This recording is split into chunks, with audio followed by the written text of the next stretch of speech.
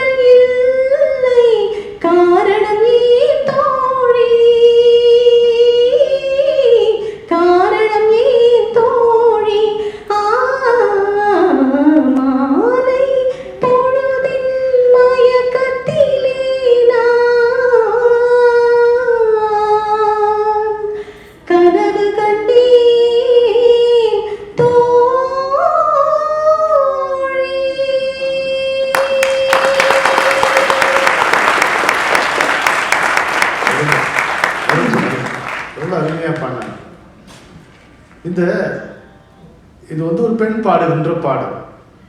பெண் பாடுகின்ற பாடலாக எத்தனையோ கவிஞர்கள் எழுதுவார்கள். ஆனால் கவியரசர் எழுதும் பொழுது அது பெண் மட்டுமே பாடக்கூடிய பாடலாக இருக்கும். ஒரு பெண்ணுக்கே உரிய சிந்தனை, பெண்ணுக்கே தோன்றக்கூடிய வார்த்தைகள். அது மனதில் இருந்தும் வார்த்தைகள் இல்லைங்கிறது ஒரு ஆண் சொல்ல மாட்டான், பெண் தான் சொல்லுவார். அவர் வேற சில பாடல்கள்லையும் பெண் பாடும் பாடல்கள்லையும் இருப்பாங்க. இதுல மனதில் இருந்தும் வார்த்தைகள் இல்லை, இதுல சொல்றாருல, எடுத்து சொல்ல கவலை வரவில்லை, என்னென்னவோ நினைத்திருந்தும் நாணம் விடவில்லை அப்படின்னு அங்கங்க இதை நீங்க பார்க்கலாம். இது ஒன்று. இளமையெல்லாம் வெறும் கனவு மயம், இதில் மறைந்தது சில காலம், தெளிவும் அறியாது முடிவும் தெரியாது மயங்குது எதிர்காலம். எத்தனை பேரை பாதிச்ச வரிகள் தெரியுமா? என்ன அற்புதமான. அதாவது கவிதாவுடைய கேள்விக்கு பதில் சொன்ன மாதிரி கண்ணதாசன் பிரச்சனைகளுக்கு தீர்வு கொடுக்கறது இல்லை, ஆனா அந்த பிரச்சனைகளை காட்டிலும் உயர்ந்து நிற்கக்கூடிய தெம்பை தருவார். அதுதான் அவருடைய கவிதை செய்யும் மாயம். இப்போ தெளிவும் அறியாது முடிவும் தெரியாது மயங்குது எதிர்காலம் தீர்வா? தீர்ப்பா? கவலைகளுக்கு விடையா? இல்ல. ஆனா அதை கேட்கும் போது நம்முடைய மனசு இதமாகிறதே ஏன் அப்படின்னா, என்னுடைய நண்பர் ஒருவர் எனக்கு இதை சுட்டி காட்டினார். நண்பர் யாருன்னா இலந்தையார் ஆர்எஸ் மணி, கனடாவில் வாழ்ந்த ஆர்எஸ் மணி. அவர் என்ன சொன்னாரு, ரவீந்திரநாத் தாகூர் கடலை பத்தி எழுதும் பொழுது, சமுத்திரத்தை பத்தி எழுதும் போது the language of eternal questions அப்படின்னாரு. நிரந்தரமான கேள்விகளுடைய மொழி, அதுதான் கடல்ங்கிறார். The language of eternal questions. ஏன் சார் அப்படி சொல்றாரு அப்படின்னு பார்த்தா, நம்ம எவ்வளோ துன்பத்தோட சுமையோட பிரச்சனைகளோட போய் கடற்கரையில் உட்காரும், அந்த கடலை பார்த்துக்கிட்டே இருக்கும்.